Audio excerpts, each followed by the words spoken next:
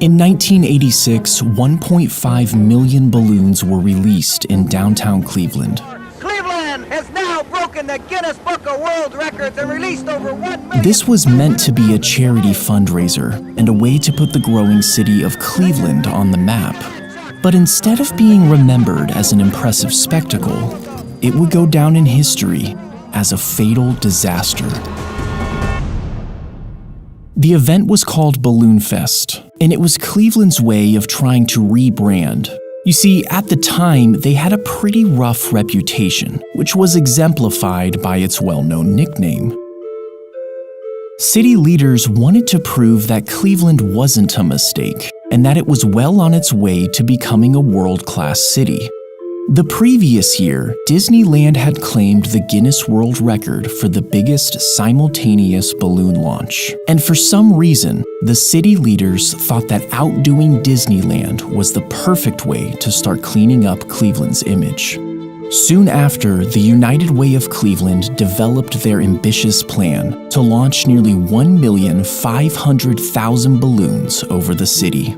The event required 6 months of planning, including the construction of a net the size of a city block. It took thousands of volunteers hours to fill the balloons. And finally, on September 27, 1986, the day of Balloonfest arrived. As these final preparations were underway in downtown Cleveland, a very different story was unfolding just to the east on Lake Erie. The previous night, a severe storm had rolled through the area. I do want to remind everybody in part of Ohio, we continue with that severe thunderstorm watch until 1 a.m. And about an hour before the storm, 2 men had gone out fishing. On the morning of the 27th, the day of Balloonfest, the 2 men were reported missing by their families. Their boat was found abandoned on the lake, and authorities suspected that the men had fallen overboard because of the weather. The Coast Guard immediately began a search and rescue operation.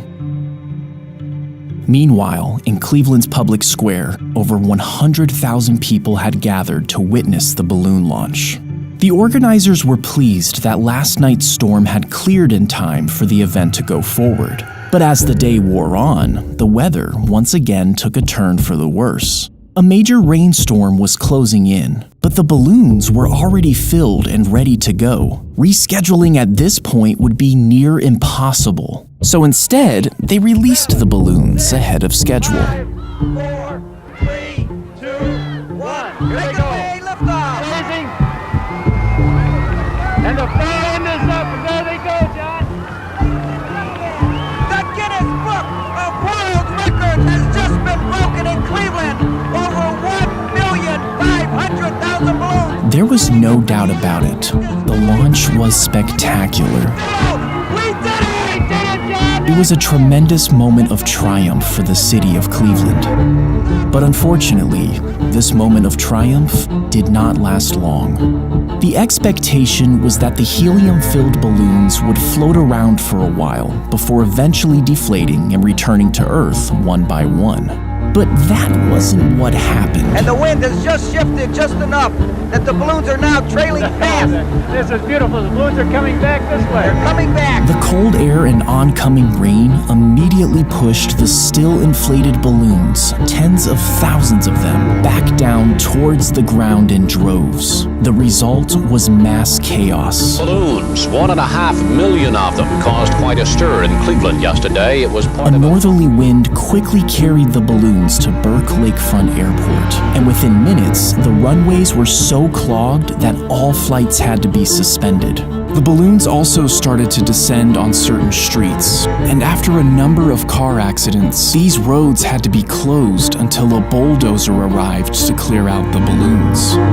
As all this was going on, the Coast Guard was still out looking for the 2 missing fishermen. Ironically, That big balloon launch in Cleveland today is one of the things that's making this search so tough for the Coast Guard. Balloons had descended on Lake Erie in massive quantities. There's 60% of the balloons launched landed here instead of the planned 10%. It's like trying to find a needle in a haystack here. Can you imagine trying to find somebody floating out here or even spotting a life jacket with all these balloons on the water?